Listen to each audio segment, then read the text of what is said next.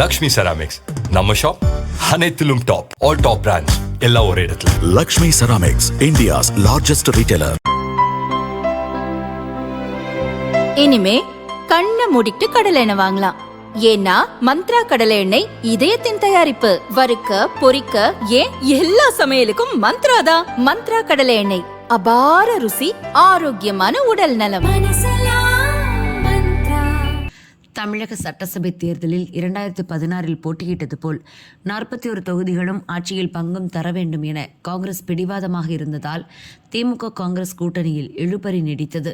காங்கிரசின் கோரிக்கைகளை நிராகரித்த முதல்வர் ஸ்டாலின், ஆட்சியில் பங்கு என்பது தமிழகத்திற்கு சரிப்பட்டு வராது என்றார்.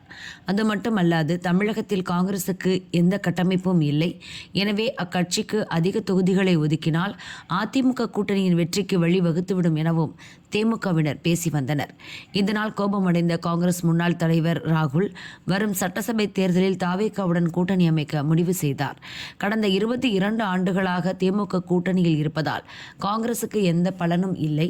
தாவேகாவுடன் கூட்டணி அமைத்தால் இளைஞர்களின் ஆதரவை பெற முடியும், காங்கிரஸை அடுத்த கட்டத்திற்கு கொண்டு செல்ல முடியும் என ராகுல் கூறியுள்ளார். அதைத் தொடர்ந்தே காங்கிரஸ் மேலிட பொறுப்பாளர் கிரீஷ் ஷோடங்கர், MP மாணிக்கம் தாகூர், காங்கிரசின் தரவு மற்றும் பகுப்பாய்வு பிரிவு தலைவர் பிரவீன் சக்கரவர்த்தி போன்றோர் திமுகவை சீண்டும் வகையில் சமூக ஊடகங்களில் பதிவிட்டு வந்தனர். இந்நிலையில் மூத்த தலைவர் சிதம்பரம் வழியாக காங்கிரஸ் தலைவர் கார்கேவிடம் திமுக பேச்சு நடத்தியது.